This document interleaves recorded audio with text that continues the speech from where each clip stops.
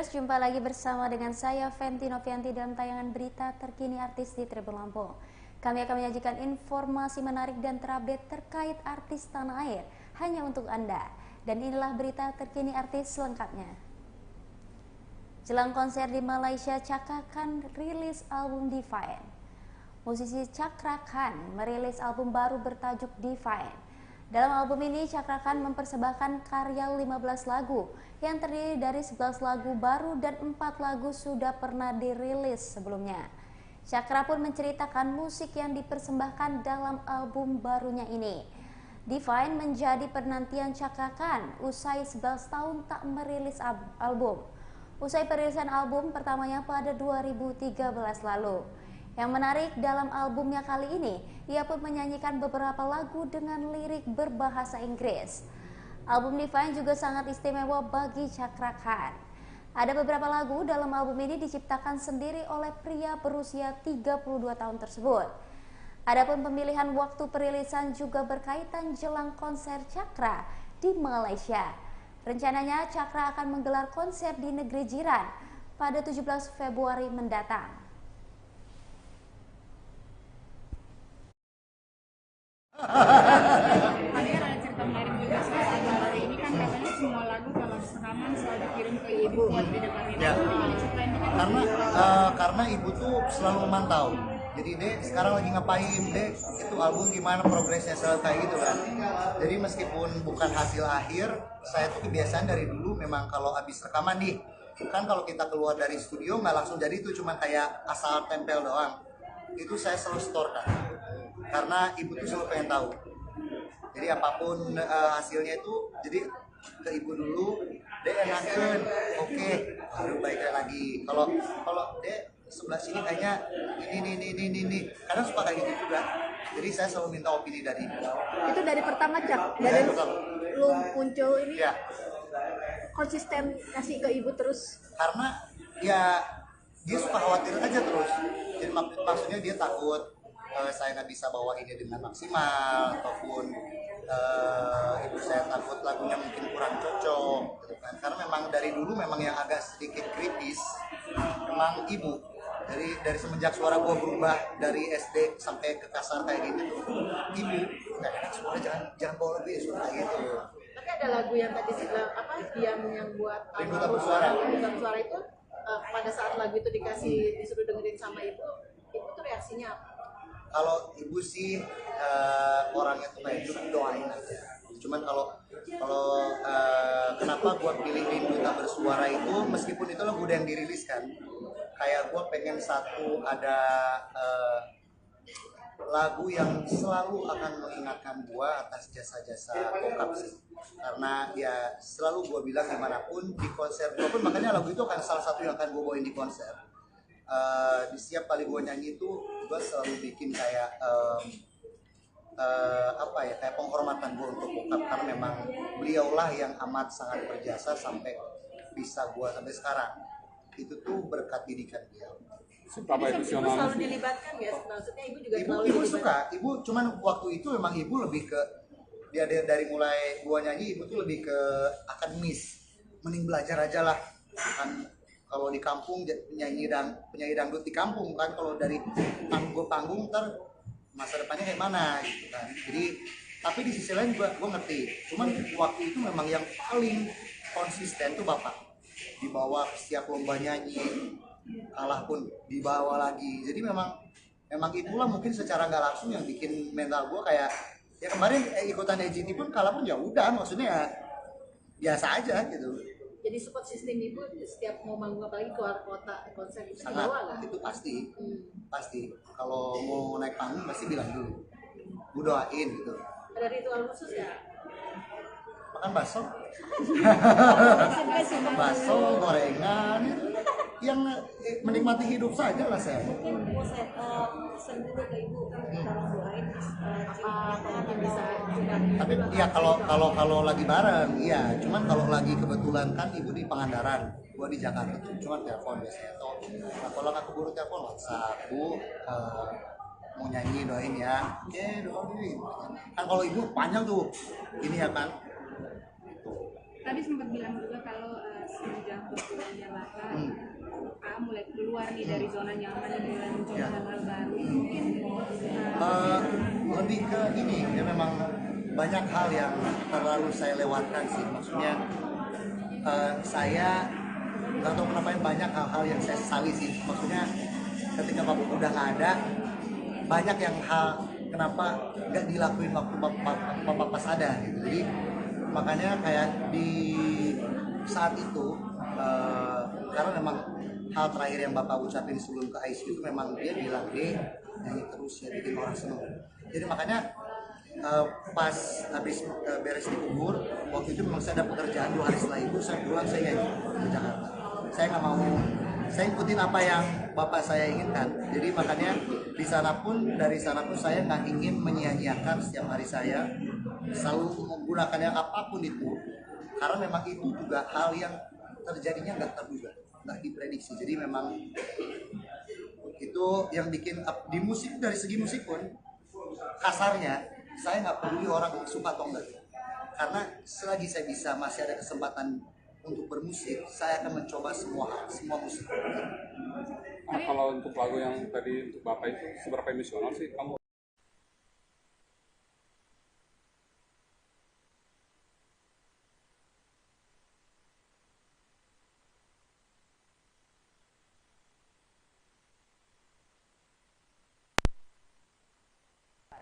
Sidang perdana digelar pada Senin 12 Februari 2024.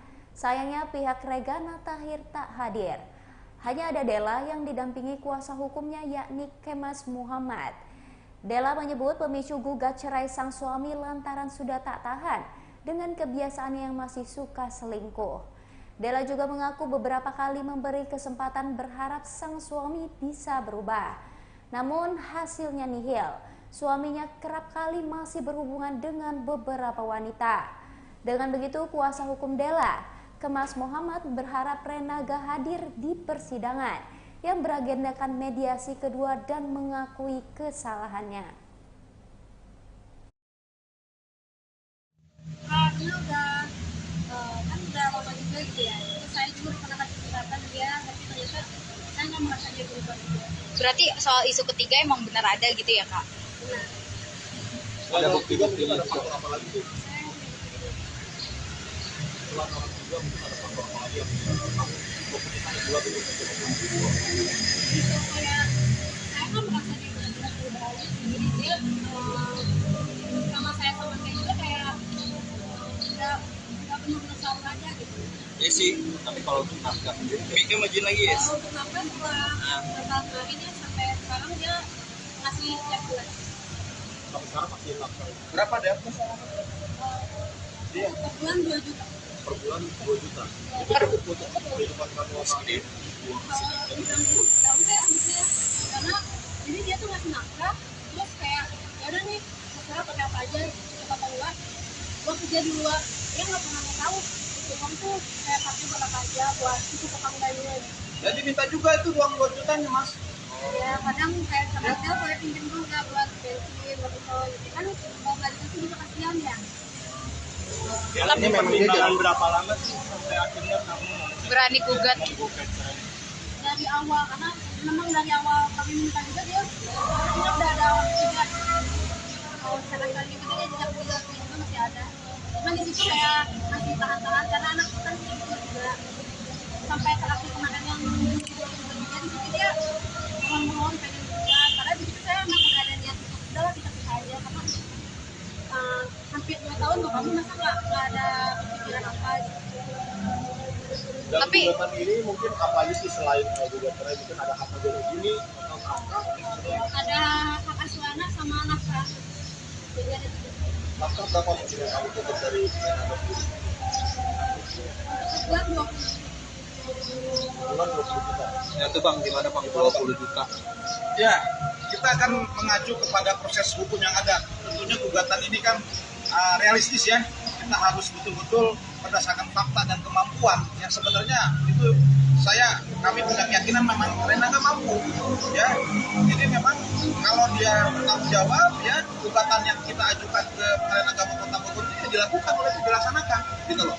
Kan selain ada gugatan hak asuh anak ya per bulan, ada juga hadonahnya juga kita minta, ada mukahnya juga, ya ada masa idahnya juga seperti itu. Dan terus harus dijalankan oleh Renaga. Ya, nanti bagaimana majelis hakim akan memutuskannya lain, ya, tetapi itu nanti diterima oleh majelis hakim karena pertanggungjawaban sebagai bapak kepada anaknya, ya ini sudah jelas putusan negara gitu ya. Dia tidak menjalankan, kita cukup tahu saja, ya. Kita punya kepastian hukum gitu loh. Gampang nantinya bagaimana ke depannya. Kak Adila, orang ketiganya kenal nggak sih? Atau orang terdekat atau teman kerja, syuting, Kak? Ya, saya nggak kenal sih, cuman saya tahu semua. Banyak lah masih dari tanya bapak dia gimana, saya tahu.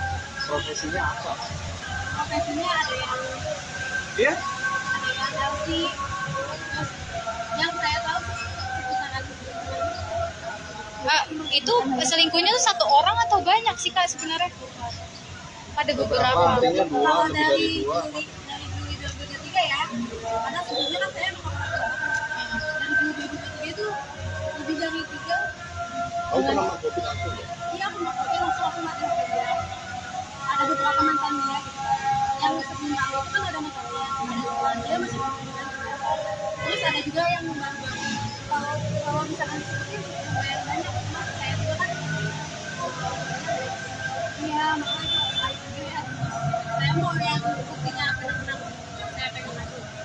Artinya ini bukti memberatkan juga, Bang. Ya, betul. Tentunya kan ini kita nggak mungkin menyampaikan. Olah Ramelan buka suara usai teriak minta tolong di Instagram, ternyata hampir depresi. Olah Ramelan akhirnya buka suara usai teriak minta tolong di Instagram beberapa waktu lalu. Rupanya menurut Olah Ramelan saat itu dirinya mengalami gangguan kulit yang sampai membuatnya hampir depresi. Dokter kulit yang menangani Olah Ramelan sendiri adalah Dr. Reza Gladys yang mendiagnosis mantan istri Aufar Hutapea itu mengalami salah satu penyakit kulit. Olah Ramelan menyebut bahwa penyakitnya itu menjalar dari wajah hingga ke bagian lehernya. Olah pun menyadari bahwa postingan meminta tolong di Instagram tersebut akan membuat publik menaruh perhatian kepadanya. Meskipun demikian, hal tersebut adalah teriakan dari dalam hatinya yang membutuhkan pertolongan. Beruntung Olah Ramelan akhirnya bertemu dengan Dr. Reza Gladys yang menangani kulitnya hingga kini lebih membaik. Olah Ramelan pun kemudian mendapat penanganan dari dokter untuk menangani masalah kulitnya. Menurut Dr. Reza Gladys, awalnya Olah Ramelan menghubunginya melalui pesan singkat di Instagram. Setelah itu Olah Ramelan langsung menuju klinik untuk mendapatkan perawatan. Kami Olah Ramelan sudah hadir sebagai narasumber juga. Aku posting itu kan selama ini memang aku nggak pernah posting hal-hal yang berbau kesedihan ya. Tapi pada saat kemarin itu aku udah desperate gitu. Karena pada saat itu aku ngerasa tiba-tiba aku mencoba beberapa produk karena memang kulit aku tuh sangat sensitif ya. Kulit aku sangat sensitif, kemudian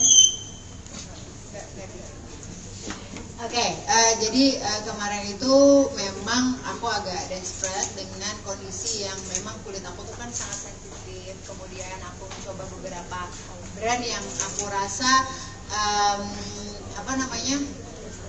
aku coba gitu ke beberapa muka aku karena memang ada beberapa yang kalau dibilang itu namanya sakitnya apa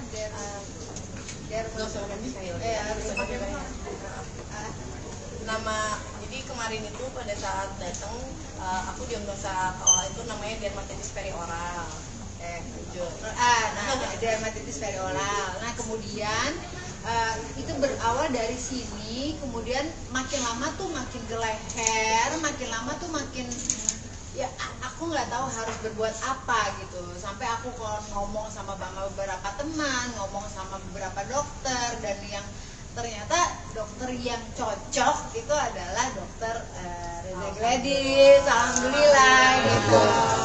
Jadi memang mungkin pada saat aku ngomong help itu sangat terlihat drama, tapi memang itu sejujurnya dari hatiku paling dalam yang aku tuh I don't know what to do gitu, aku nggak ngerti harus melakukan apa gitu, sampai akhirnya aku lihat dari beberapa postingan Dokter Reza yang memang kayaknya ngelihat mukanya aja udah seperti ini ya gitu. Terus kemudian aku ngelihat postingan-postingan yang kayaknya ini dokter cocok deh buat aku gitu. Sampai akhirnya aku ketemu, aku konsultasi, aku ngobrol sama Dokter Reza, sama Dokter Mufid, dan akhirnya aku diterit. Kabar selanjutnya, Tribuners, Anji Manji tidak sabar berikan suaranya di pemilu 2024, sudah kantongi nama terbaik pasangan capres. Musisi Anji Manji menghadapi pemilu 2024 dengan penuh sukacita. Anji Manji bahkan tidak sabar untuk memberikan suaranya di pemilihan presiden yang akan digelar pada Rabu 14 Februari 2024. Anji Manji sudah punya pilihan dan mantap memberikan suaranya untuk pasangan capres dan juga cawapres. Mantan vokalis Drive tersebut yakin atas pilihannya itu. Musisi bernama asli Erdian Aji Prihartanto itu juga terus mengikuti dinamika politik Indonesia jelang pemilihan presiden 2024. Siapapun pasangan calon yang menang, ucap Anji, adalah yang terbaik untuk memimpin Indonesia. Anji Manji berharap Pilpres 2024 hanya digelar satu putaran. Namun harapan itu justru membuat Anji dianggap egois dan hanya memikirkan ekosistem musik dan nasib para musisi Indonesia. Anji Manji mengatakan tidak semua musisi punya banyak job manggung. Ia memikirkan pekerjaan banyak event organizer hingga manajer artis dan kru panggung yang banyak kehilangan pekerjaan karena pemilu 2024.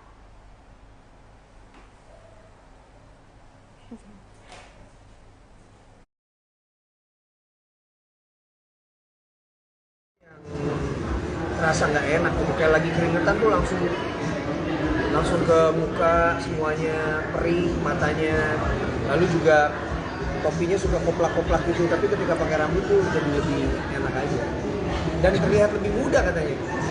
Dan tadinya 46 jadi kayak 45. Oh gitu ya. Tapi ada koleksi tersendiri nggak sih, maksudnya memang udah style-nya pengen yang gini wig, gitu. Koleksi wig maksudnya. Wig ada, jadi sebenarnya gini. Jadi sebenarnya memang gue pakai wig, tapi di dalamnya juga udah ada rambut lagi. Gue lagi nungguin rambut, masih pendek-pendek. Ya semoga sih nanti memang pakai rambut terus. Maksudnya nggak usah pakai wig lagi. Cuma kalaupun harus pakai wig terus ya nggak apa-apa juga. Karena buat gue pengen bilang sama cowok-cowok botak nih yang ada di seluruh Indonesia, nggak usah malu. Maksudnya lo kalau mau pakai wig aja. Lo mau nanam rambut, tanam aja kalau lo punya duit. Kalau enggak, lo beli wig, lo beli aja di Mangga 2, lo beli di mana banyak, lo pakai aja, nggak usah malu, men. Maksud gue, udahlah, nggak usah dengerin omongan orang. Kalau misalnya dibilang orang nggak cocok, tapi lo seneng makainya, lo ngerasa nyaman, lo lebih percaya diri, lo pakai ilmu, biarin aja. Udah biarin aja. Tapi ada penyesuaian nggak ketika dengan bentuk muka dengan rambut yang lo pengen pakai sekarang ini? Ada kesulitan sendiri nggak sih?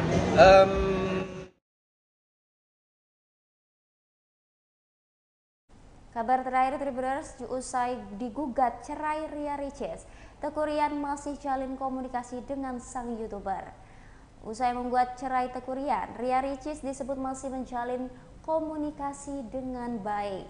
Diketahui sebelumnya bahwa Ria Ricis telah menggugat cerai Teuku Ryan pada Selasa 30 Januari 2024 di Pengadilan Agama Jakarta Selatan. Netizen pun banyak yang bertanya-tanya mengenai alasan Ricis akhirnya memutuskan untuk berpisah dengan Teuku Ryan. Humas Pengadilan Agama Jakarta Selatan Taslimah pun buka suara terkait alasan gugatan cerai Ria Ricis. Kendati alasan Ria Ricis menggugat cerai Teuku Ryan tak disebutkan secara spesifik, namun sang YouTuber rupanya telah mantap ingin berpisah dengan suaminya. Lebih lanjut, saat disinggung soal komunikasi, kuasa hukum Ryan mengungkapkan keduanya masih terus berkomunikasi dengan baik.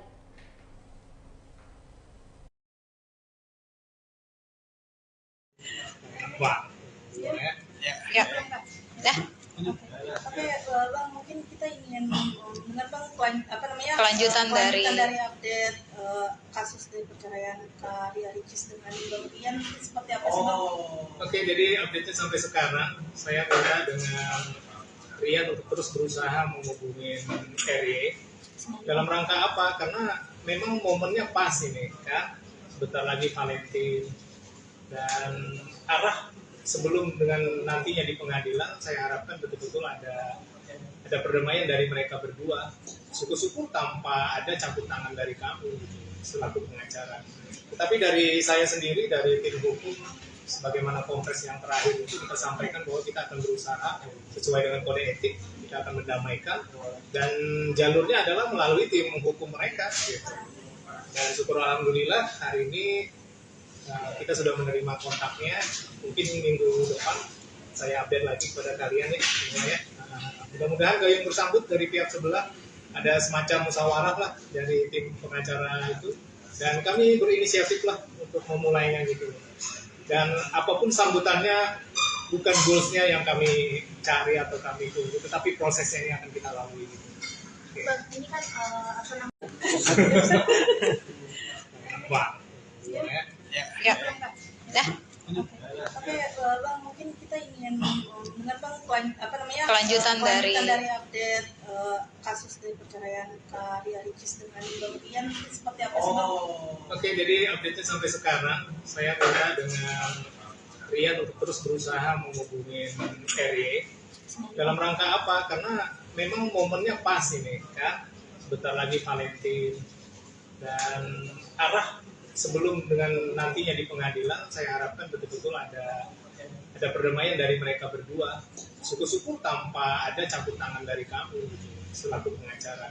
Tetapi dari saya sendiri, dari tim hukum, sebagaimana kongres yang terakhir itu kita sampaikan bahwa kita akan berusaha sesuai dengan kode etik, kita akan mendamaikan, dan jalurnya adalah melalui tim hukum mereka gitu.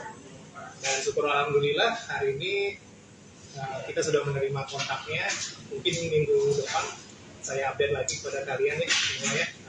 Mudah-mudahan gayung bersambut dari pihak sebelah, ada semacam musyawarah lah dari tim pengacara itu, dan kami berinisiatif lah untuk memulainya gitu.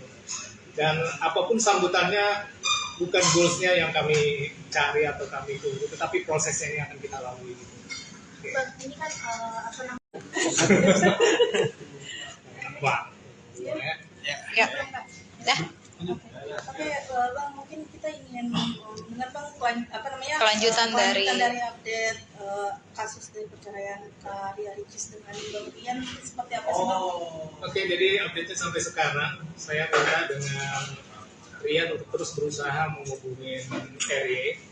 Dalam rangka apa? Karena memang momennya pas ini kan, sebentar lagi Valentine, dan arah sebelum dengan nantinya di pengadilan saya harapkan betul-betul ada perdamaian dari mereka berdua, syukur-syukur tanpa ada campur tangan dari kami selaku pengacara. Tetapi dari saya sendiri, dari tim hukum, sebagaimana kongres yang terakhir itu kita sampaikan bahwa kita akan berusaha sesuai dengan kode etik, kita akan mendamaikan, dan jalurnya adalah melalui tim hukum mereka gitu.